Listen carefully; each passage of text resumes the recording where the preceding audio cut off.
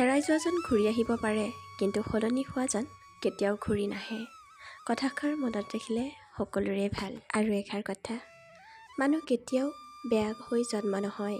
এই পৃথিৱীখনে মানুহক বেয়া হ'বলৈ বাধ্য কৰে। আমাৰ জীৱনত অহা বেছিভাগ মানুহেই অস্থায়ী। কিছুমানে সময় পাৰ কৰিবলৈ আহে আৰু কিছুমানে সময় নষ্ট কৰিবলৈ আহে। আজিৰ দিনত মানুহ চিনি পাই সম্পৰ্ক স্থাপন কৰাটো অত্যন্ত জৰুৰী। জীৱন সদায় জয়ী হয়, এইখিনি কথা আপোনালোক সকলোৱে জনাটো দৰকাৰ। বলক আজিৰ খণ্ডটো আৰম্ভ কৰোঁ। ৩,০০০ বছৰ আগতে এজন মানুহে ভাবিছিল যে মানুহ উৰিব পাৰিব। মানুহে ব্যৱহাৰ কৰিবৰ কাৰণে তেওঁ ২খন ডেউকা সাজি উলিয়ালে। তেওঁৰ পুতেক ইকৰাজ সেই ডেউকাৰ সহায়েৰে উৰিবলৈ গৈ সাগৰত পৰি মৰিল। কিন্তু সেইবুলি জীৱন নিৰাশ বা হতোদ্যম নহ'ল। মানুহে এদিন চৰাইৰ দৰে আকাশত উৰিব পাৰিবই, এই স্বপ্ন সি তাৰ বুকুৰ মাজতে বহন কৰি লৈ ফুৰিলে।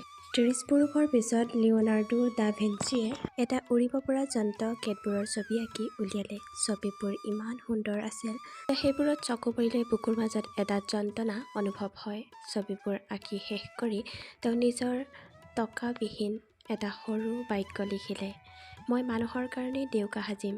কিন্তু লিঅ'নাৰ্ডোৰ সপোন নফলিয়ালে। মানুহে উৰি ফুৰা দেখিবলৈ পোৱাৰ আগতে তেওঁৰ মৃত্যু হ'ল। কিন্তু জীৱনে তাৰ স্বপ্নৰ বুকুৰ মাজত বহন কৰি লৈ ফুৰিলে। আৰু কেইবা পুৰুষ পাৰ হৈ গ'ল। মানুহে ভাবিবলৈ ধৰিলে যে মানুহৰ পক্ষে উৰা সম্ভৱ নহয়, কাৰণ সেইটো ঈশ্বৰৰ ইচ্ছা নহয়। কিন্তু মানুহে এদিন সঁচাকৈয়ে আকাশলৈ উৰা মাৰিলে।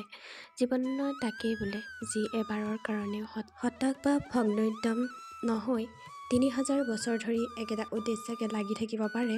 ব্যক্তি বিশেষে ব্যৰ্থ হ'ব পাৰে, কিন্তু জীৱন সদায় জয়ী হয়। ব্যক্তিৰ মৃত্যু হয়, কিন্তু জীৱন অক্লান্ত আৰু অপৰাজেয়। জীৱন চিৰকাল নিজৰ বাটত আগুৱাই গৈ থাকে বিস্মিত হৈ। সোণৰ সোলেং বিচাৰি ভাঙি পাতি চেষ্টা কৰি পৰীক্ষা নিৰীক্ষা কৰি এবাৰ উঠি এবাৰ নামি সিদ্ধি লাভ কৰি আশা কৰি সপোন দেখি জীৱনত নিজৰ বাটত আগুৱাই গৈ থাকে চিৰকাল। আজিৰ ভিডিঅ'টি ইমানেই। নেক্সট ভিডিঅ'ত লগ পোৱাৰ আশাৰে আজিলৈ বিদায় লৈছোঁ। আৰু যদিহে ভাল লাগে তেনেহ'লে like, comment, share and subscribe কৰিবলৈ নাপাহৰিব। আৰু ওচৰতে থকা বেল আইকনটো দবাবলৈ নাপাহৰিব।